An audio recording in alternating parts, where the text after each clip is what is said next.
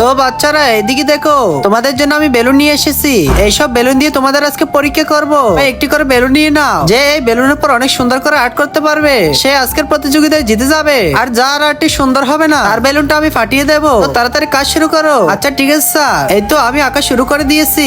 আমার ড্রয়িংটা তো অনেক বেশি সুন্দর হচ্ছে। আমাকে জিততে হলে অনেক সুন্দর একটা জিনিস বানাতে হবে। তো আমি একটা সুন্দর ফুল আঁকতেছি। প্রতিবারের মতো চুটকি না হলে পাস্ট হয়ে যাবে। এই তো আমি অনেক সুন্দর একটা দেবী মাছ ছবি এঁকেছি। তার মানে কি আজকে হিন্দুরা জিতে যাবে? আজকের মনে হয় এই পরীক্ষায় আমি জিতে যাব।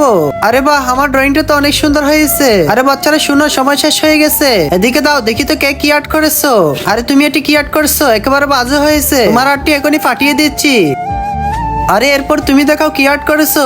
স্যার এই নেন আমার আর্ট। তুমি এটা কি আর্ট করেছো? এটা শুরু কোন দিকে আর শেষ কোন দিকে? আর্টটি তো অনেক বেশি বিশ্রী হয়েছে। তাড়াতাড়ি আমি ফাটিয়ে দিই। তার আগে বন্ধুরা, হিন্দুরা বলো নাকি তারা শ্রেষ্ঠ? আজকে দেখবো আল্লাহর এই ছবির জন্য কয়জন ভিডিওতে লাইক সাবস্ক্রাইব করে। তুমি যদি মুসলিম হয়ে লাইক সাবস্ক্রাইব না করো তাহলে হিন্দু মানুষের জিতে যাবে। তাই তাড়াতাড়ি লাইক সাবস্ক্রাইব করে কমেন্টে তোমার সুন্দর নামটি লিখে যাও। ইনশাআল্লাহ মুসলিমরা জিতে যাবে। আরে এবার তুমি দেখাও কি আর্ট করেছো। আরে স্যার এই দেখেন আমি কত সুন্দর একটি গাছ এঁকেছি। তোমার আর্টটিও তো একেবারে ওদের মতো বাজে হয়েছে। আমি আবার তুমি দেখাও কি আর্ট করেছো। আরে ওয়াও, তোমার আর্টটি তো অনেক বেশি সুন্দর হয়েছে। তোমার আর্টটি তো আমি না, কেউ ফাটাতে পারবে না। মুসলিমরা সাবস্ক্রাইব করো, না হলে হিন্দুরা জিতে যাবে।